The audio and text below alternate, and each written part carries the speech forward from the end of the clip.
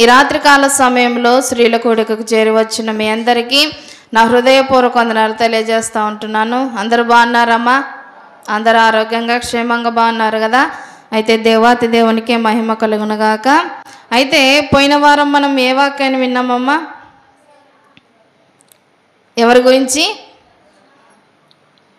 ఎవరి భార్య ఆమె? ఒక టాపిక్ చెప్పింటాం కదా, యేషేపు భార్య అయినటువంటి అసేనాతు. ఎవరి భార్య గురించి మనం విన్నామమ్మా? యేషేపు భార్య అయినటువంటి అసేనాతుని గురించి మనం విన్నాం. యేషేపు ఎలాంటి వాడమ్మా? చాలా నీతిమంతుడు, చాలా భక్తిపరుడు. అలాంటి భక్తిపరుడిని తన అన్నలు చిన్నప్పుడే గొంతలో పడేశారు. నానా విధాలుగా ఆయనను శోధించినట్టుగా మనం పరిశుద్ధ గ్రంథంలో చూడగలుగుతాం. యేషేపులు ఎంతమంది ఉన్నారు పరిశుద్ధ గ్రంథంలో? చాలామందికి ఆ డౌట్ వచ్చిందంట. ఎంతమంది ఉన్నారు? 3 ఉన్నారు. ఆ యేషేపులు వేరు, ఈ యేషేపు వేరు. అందుకనే అసేనాతుని గురించి పోయిన వారం మనం నేర్చుకున్నాము. ఆమెలో ఉన్నటువంటి గుణలక్షణాలను కూడా మనం నేర్చుకోవడం జరిగింది. కొంత మట్టుకైనా గుర్తుపెట్టుకున్న మీ అందరికీ నా హృదయపూర్వక వందనాలు తెలియజేస్తూ ఉంటున్నాను. ఏది చెప్పినా మేము చెప్తున్నామంటే అది ఫలించేది ఎక్కడంటే మీరు గుర్తుపెట్టుకోవడం ద్వారానే కదమ్మా, అంతేనా? అంతే. అట్లా కాకోకుండా మీరు గుర్తుపెట్టుకోకుంటే మేము ఎంత చెప్పినా ఎంత బోధించినా అంత వ్యర్థమవుతుంది కదా, మా ప్రయాస అంతా వ్యర్థమవుతుంది. కాబట్టి చెప్పినది ఏం చెప్తున్నారని మీరు గ్రహించుకోగలిగితే మాకు అదే చాలా సంతోషం. ఈరోజు కూడా ఒక స్త్రీని గురించి మనం విందాం. ఆ స్త్రీ ఎవరమ్మా? యాయేలు. ఎవరంట? యాయేలు. యాయేలుని గురించి మనం ఈరోజు నేర్చుకునే ప్రయత్నం చేద్దాం. హేబేరు భార్య అయినటువంటి యాయేలుని గురించి ఈరోజు మనం ధ్యానం చేసుకుందాం. యాయేలు అనగా కొండ మేక అని అర్థమంట. మనం ఊర్లో చూస్తున్నటువంటి మేక కాదు. కొండ మేకలకు చాలా ధైర్యం ఉంటుంది కదమ్మా. కొండ మేకలు చాలా ఎత్తున వెళ్ళి అవి ఏం చేస్తాయంటే ఆహారాన్ని తింటాయి కదమ్మా. ఊర్లో ఉండే మేకలు ఎక్కడ తింటాయి ఆహారాన్ని? పొలాల్లోనూ ఆ ఊరి చివర్లోనూ మేస్తాయి. కానీ కొండ మేకలు ఎలా ఉంటాయంటే అవి కొన్నిటితో సవారీ చేయాల్సి, అది సవాల్తో కూడినటువంటి సహవాసంలో అవి జీవిస్తూ ఉంటాయి కదమ్మా, అంతేనా? కొండ మేకలకి చాలా ధైర్యం అంట. అలాగనే ఈ యాయేలును కూడా కొండ మేకలతో భక్తులైనటువంటి వారు పోల్చినట్టుగా మనం పరిశుద్ధ గ్రంథంలో చూస్తాం. కాబట్టి ఆమె ఆ పేరుకు తగినటువంటి జీవితాన్ని కూడా జీవించింది. పేరు మాత్రమే ధైర్యంగా పెట్టుకొని మిగతా జీవితం అంతా పిరికివారిలో బ్రతికితే వ్యర్థం కదమ్మా. అందుకనే పేరుకు తగినటువంటి జీవితాన్ని కూడా మనం జీవించాలి. ఈ యాయేలు కూడా తన పేరుకు తగినటువంటి జీవితాన్ని జీవించినట్టుగా పరిశుద్ధ గ్రంథంలో మనం చూస్తూ ఉంటున్నాం. ఇశ్రాయేలీలు దేవుని దృష్టికి ఎన్నోసార్లు పాపం చేశారు, ఎన్నోసార్లు దేవుడు క్షమిస్తూనే వస్తున్నాడు. అయినప్పటికీ అలాగనే పాపం చేసేటటువంటి సమయంలో ఈ దెబోరా అనేటువంటి ప్రవక్తి ద్వారా వారు ఏం చేయగలుగుతారంటే వారి మీదికి ఎన్నో నిందలు అవమానాలు ఎన్నో రకాలుగా హింసిస్తూ ఉన్నప్పుడు ఈ యాయేలు అనేటువంటి స్త్రీ ఎలాగూ ఆమె రక్షించిందో వారిని, ఇశ్రాయేలీల వారందరినీ అనే విషయాన్ని గురించి మనం నేర్చుకుందాం. మొట్టమొదటిగా ఈమె ఎవరంట? హేబేరు భార్య అయినటువంటి యాయేలు. మనం ఫస్ట్ ఆఫ్ ఆల్ ఏం గుర్తుపెట్టుకోవాలంటే ఈమె ఎవరి భార్య కదమ్మా. ఈరోజు మనం ఎవరి గురించి నేర్చుకుంటున్నామంటే హేబేరు భార్య అనేటువంటి యాయేలుని గురించి మనం నేర్చుకుంటున్నాం. ఎందుకు ఈ యాయేలుని గురించి దేవుడు పరిశుద్ధ గ్రంథంలో రాయించాడో, ఇశ్రాయేలీల చేతిలో ఆ ఇశ్రాయేలీలందరినీ ఆమె ఎలాగ రక్షించిందో అనేటువంటి విషయాన్ని గురించి మనం నేర్చుకుందాం. మన మొట్టమొదటి పాయింట్ ఏంటంటే దేవుడిచ్చినటువంటి అవకాశాన్ని ఈమె ఉపయోగించుకునిందంట. మరి దేవుడు ఈమెకు ఏ అవకాశాన్ని ఇచ్చాడంటే పరిశుద్ధ గ్రంథంలో మనం చదివితే చదవనమ్మ ఒకసారి. అప్పుడు యాయేలు సిసేరాను ఎదుర్కొనబోయి అతన్ని చూచి, నా ఏలినవాడా, నా తట్టు తిరుగుము భయపడకుమని చెప్పినందున అతడు ఆమె గుడారమున జొచ్చెను. ఎవరంట ఈయన? సిసేరా. ఎవరమ్మా? సిసేరా అన్నటువంటి వ్యక్తి ఎవరంటే ఇశ్రాయేలులందరినీ చాలా హింసిస్తున్నటువంటి వ్యక్తి. 20 సంవత్సరాలుగా వారిని నానా రకముల చేత హింసిస్తున్నటువంటి వ్యక్తి. ఎవరమ్మా? సిసేరా. అర్థమవుతుందా మీకు అందరికీ? ఎవరు ఈయనంటే ఇశ్రాయేలుల ప్రజలను అందరినీ, దేవుని బిడ్డలైనటువంటి వారిని హింసిస్తున్నటువంటి వ్యక్తి. మరి ఎందుకు ఈ యాయేలు ఆయనను రక్షించింది చెప్పండి. మన మొట్టమొదటి పాయింట్ ఏంటి? దేవుడిచ్చినటువంటి అవకాశాన్ని ఉపయోగించుకుంది. ఎలా ఉపయోగించుకుంది? ఆ సిసేరాను తన గుడారంలోకి ఆహ్వానించింది. శత్రువులను ఎవరన్నా ఆహ్వానిస్తామమ్మా? మనల్ని ఎవరినైనా ఏదైనా చేయడానికి వచ్చినప్పుడు మన ఇంటి పక్కల వారికి ఆశ్రయం ఇస్తే మనం ఊరుకుంటామా? వారిని లాక్కొచ్చి కూడా ఏం చేస్తాం? మనమైతే బయటికి పంపేస్తాము. మన శత్రువులైనటువంటి వారిని కూడా లాక్కొచ్చి ఏదో ఒకటి చేస్తాం. ఈ యాయేలు మాత్రము సిసేరాను తన గుడారంలోకి ఎందుకు ఆహ్వానించిందంటే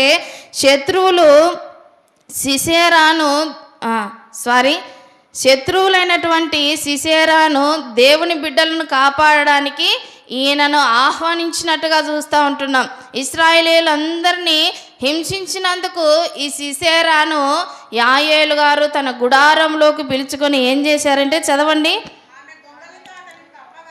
ఆమె గొంగలితో అతన్ని కప్పగా అతడు దప్పికొని ఉన్నాను, దయచేసి దాహమునకు కొంచెం నీళ్ళిమ్మని ఆమెను అడిగెను. ఆమె ఒక పాల బుడ్డిని విప్పి అతనికి దాహమిచ్చి అతనిని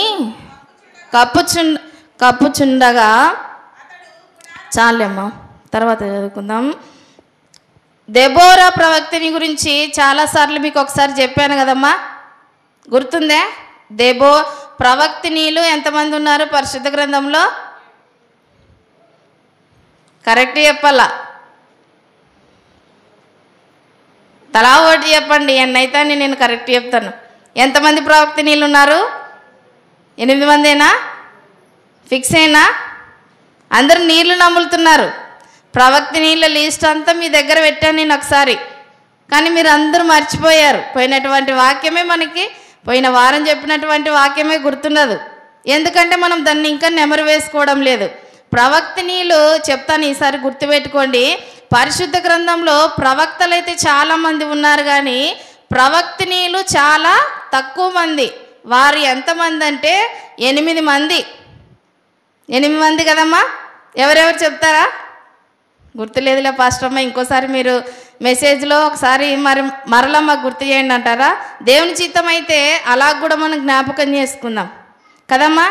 దేవుని వాక్యాన్ని మనం ఎన్నిసార్లు నెమరు వేసుకున్నా కూడా అది మనకు గుర్తుండడం చాలా తక్కువ.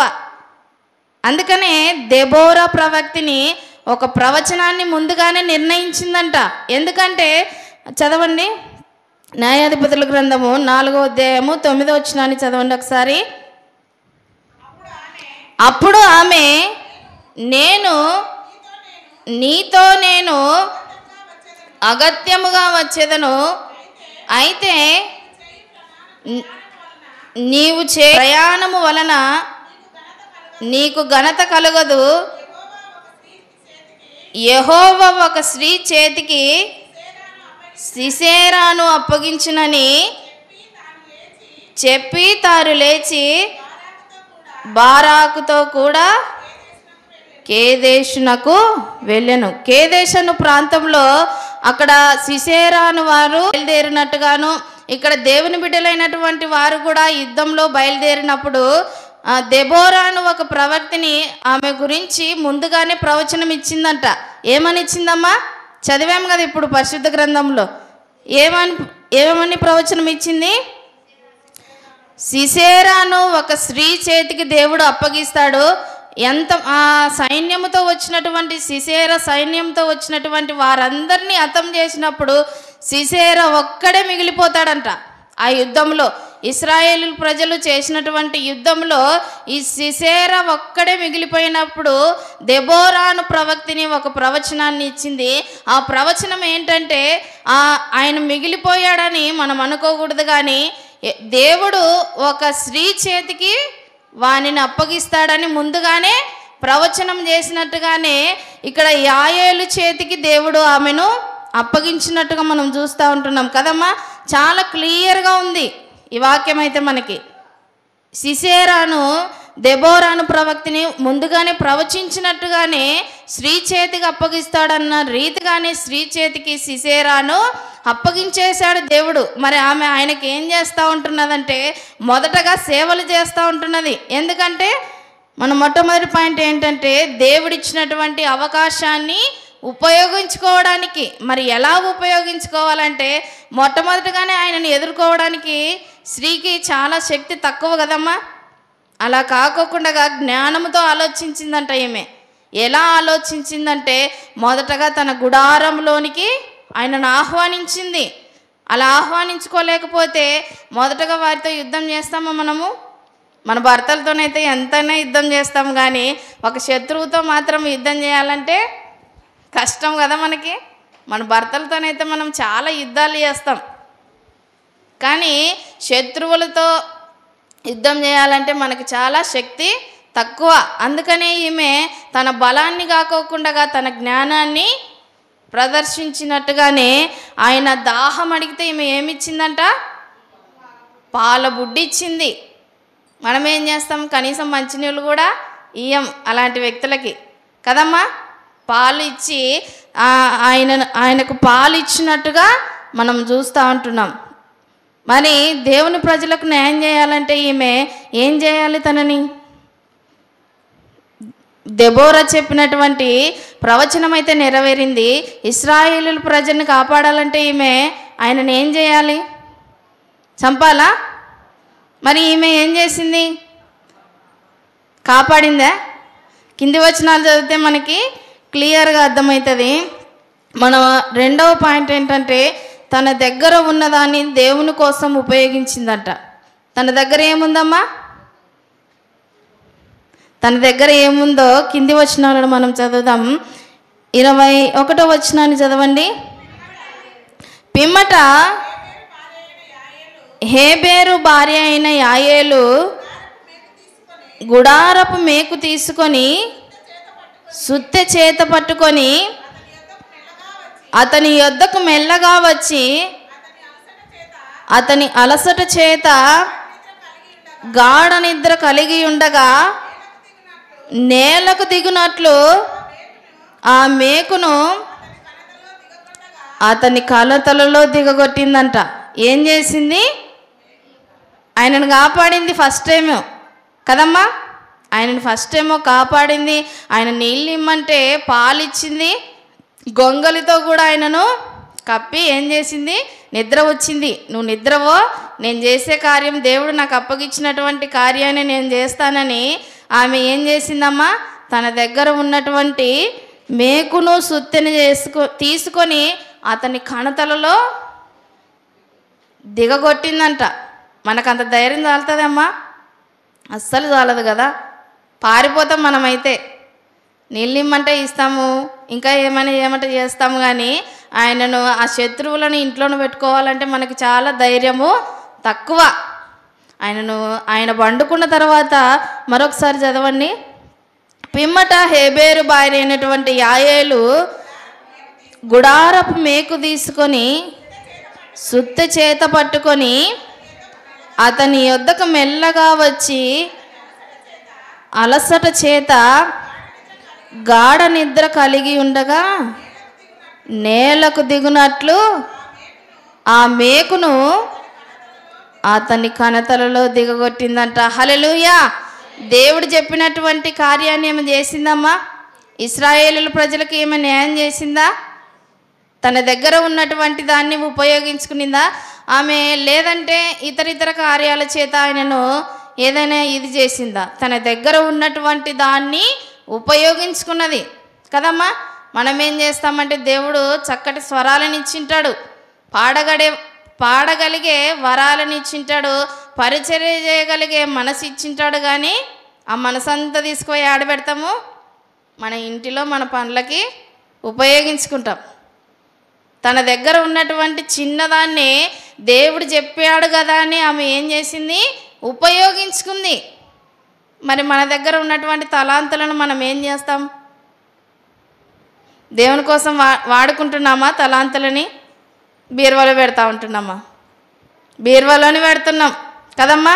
అది యవనస్తురాలైనా ముసలివారైనా ఇంకా ఎవరైనా సరే, పురుషులైనా యవనస్తులైనా సరే, దేవుని కోసము దేవుడిచ్చినటువంటి పరిచర్యను మనం ఏం చేయాలి?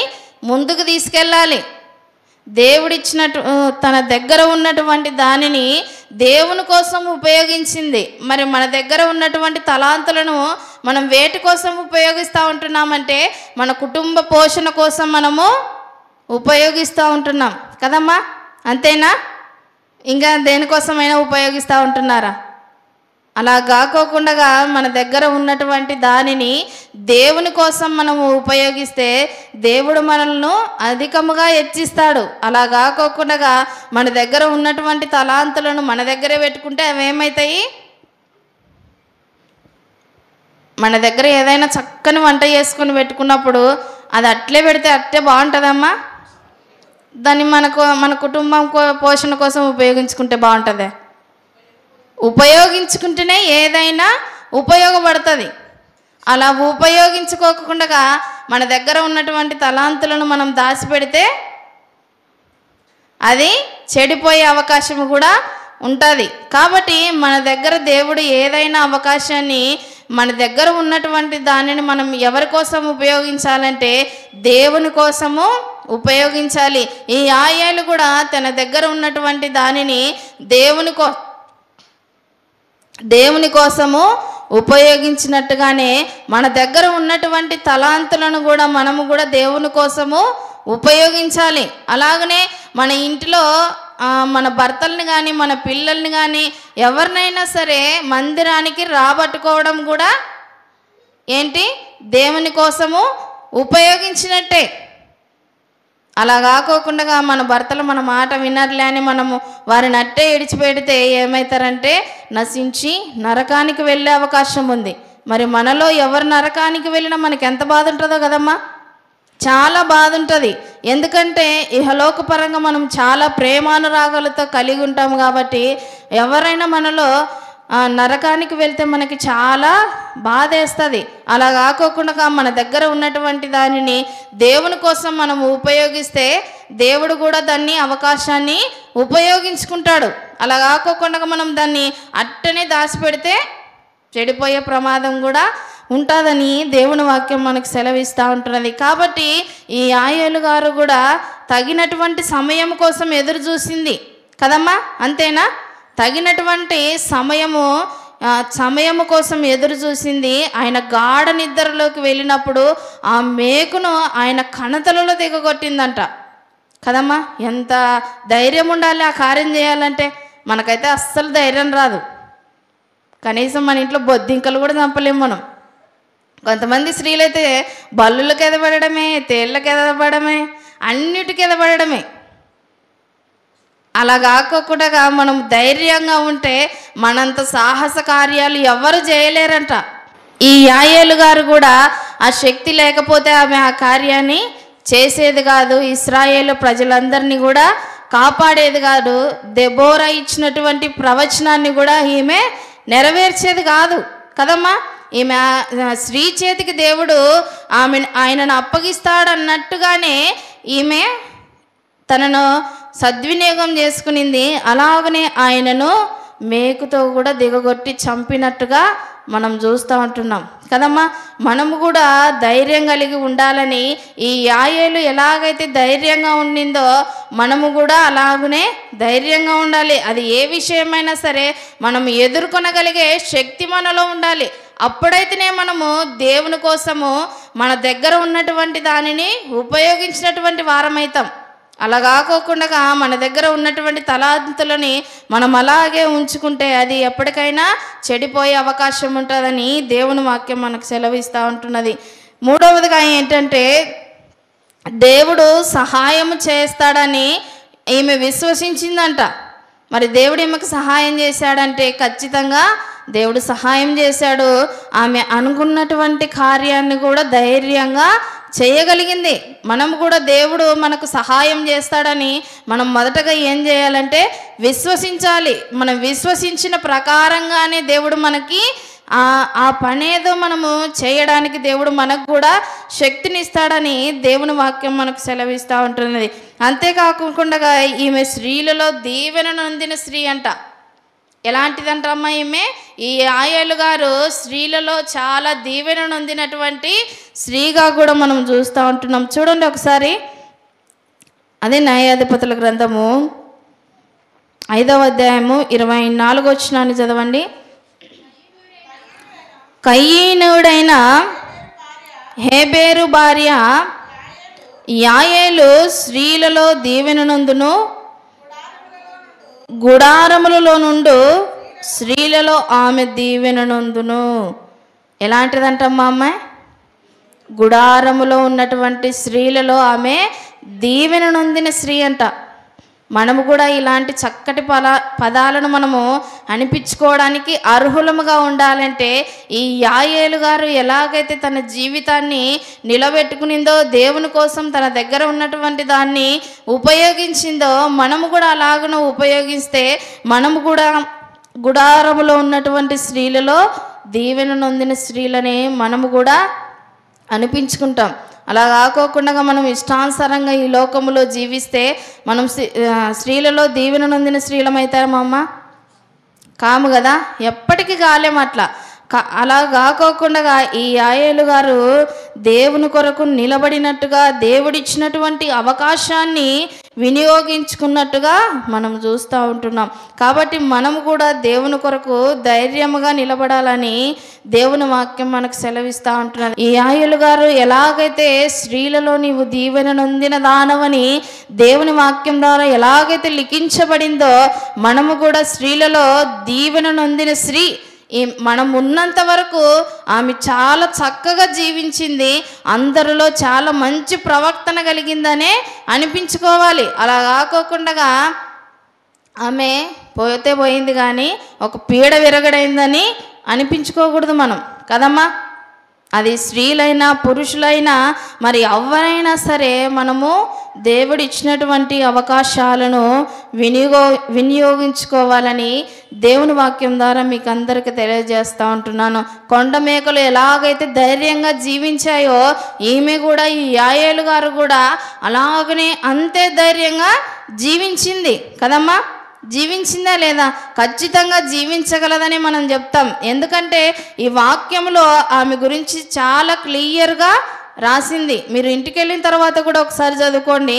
4వ అధ్యాయం నుంచి 5వ అధ్యాయం వరకు ఈమెను గురించే రాయబడుతుంది. దెబోరా ప్రవక్తిని ఒక ఎత్తుగా జీవిస్తే ఈమె కూడా ఒకలాంటి జీవితాన్ని కలిగి జీవించినట్టుగా మనం చూస్తూ ఉంటున్నాము. కాబట్టి మనము కూడా ఎవరి వలె జీవించాలి? హేబేరు భార్య అయినటువంటి యాయేలు వలె మనం జీవించాలి. ఆమె పేరుకు తగినటువంటి జీవితాన్ని కూడా జీవించింది. యాయేలు అనగా కొండమేక అని అర్థమంట. ఏంటమ్మా ఒకసారి చెప్పండి. యాయేలు అనగా కొండమేక అంటే చాలా ధైర్యం కలిగినటువంటి స్త్రీ. మనము కూడా ధైర్యం కలిగినటువంటి స్త్రీలుగా జీవించాలని దేవుని వాక్యం ద్వారా మీకు అందరికీ తెలియజేస్తూ ఉంటున్నా. ఒకసారి చెప్పండి అమ్మా ఆ పాయింట్లన్నీ. 3 పాయింట్లే చెప్పాను నేను. దేవుడిచ్చినటువంటి అవకాశాన్ని ఉపయోగించుకున్నది, తన దగ్గర ఉన్నటువంటి దానిని దేవుని కోసము ఉపయోగించుకున్నది. 3వ పాయింట్ చెప్పండి. దేవుడు సహాయము చేస్తాడని విశ్వసించింది. మరి మనము కూడా విశ్వసిద్దామా? అలాగ విశ్వసిస్తే ఈ యాయేలు గారి జీవితాన్ని కూడా మనం జీవించగలుగుతాం. అలా కాకోకుండా మనకు మనం జీవిస్తే ఇక్కడే ఉండిపోతాము, మన దగ్గర ఉన్నటువంటి దాన్ని ఉపయోగించుకోము కదమ్మా. అది ఏదైనా సరే దేవుని కోసం మనము ఉపయోగించాలని దేవుని వాక్యం ద్వారా మీకు అందరికీ తెలియజేస్తూ దేవుడి కొద్ది వాక్యాన్ని దీవించి ఆశీర్వదించునుగాక.